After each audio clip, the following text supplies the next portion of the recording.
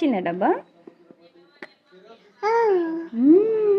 రాలే రాలేదు.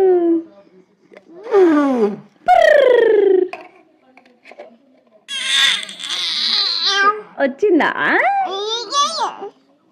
దమ్మంటలేది దమ్మంటలేది.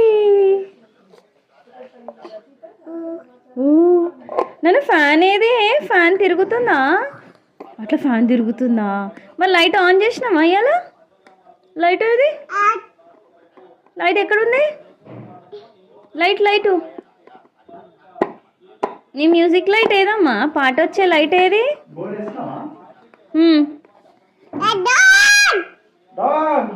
Dog. Baby అనేది టాయ్ని ఎలా ఎక్స్ప్లోర్ చేస్తుంది అంటే ఓపెనింగ్ అండ్ క్లోజింగ్ లిడ్. దీంట్లో ఒక కాజ్ అండ్ ఎఫెక్ట్ రిలేషన్షిప్ ఉందన్నమాట. సో ఈ కైండ్ ఆఫ్ ప్లే అనేది ఎర్లీ లెర్నింగ్ అండ్ థింకింగ్ స్కిల్స్ని మనం చూడవచ్చు. సో చైల్డ్ అనేది ఎలా తన ఇంట్రెస్ట్ అండ్ పర్పస్లో కాన్స్టెంట్గా అటెన్షన్ పే చేస్తుంది అండ్ ప్యారలల్గా మనం మాట్లాడుతున్నప్పుడు తన నేమ్కి తను రెస్పాండ్ అవుతుంది అండ్ చిన్న చిన్న కీ ఇన్స్ట్రక్షన్స్ అనేవి ఫాలో అవుతుంది అండ్ సోషల్లీ ఎంగేజ్డ్ ఉంటుంది. తను వోకలైజ్ చేస్తుంది, మనం మాట్లాడుతున్న క్యూస్కి వోకల్గా రెస్పాండ్ అవుతుంది. హెడ్ టర్న్ చేయడము, ఐ కాంటాక్ట్ ఇవ్వడము, సోషల్ స్మైల్ చేయడము, ఇవన్నీ ఎర్లీ కమ్యూనికేషన్ స్కిల్స్ అనమాట. సో దీస్ బిహేవియర్స్ అనేవి మనము కామన్లీ డెవలపింగ్ చిల్డ్రన్లో చూస్తాం.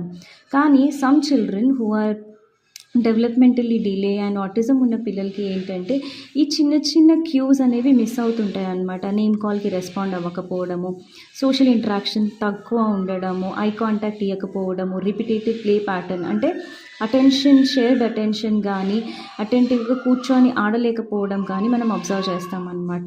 సో ఈ టైమ్లీ సైన్స్ అనేవి మనం ఎర్లీగా గమనిస్తే పిల్లలకి మనము ఎర్లీగా హెల్ప్ అనేది ప్రొవైడ్ చేయొచ్చు.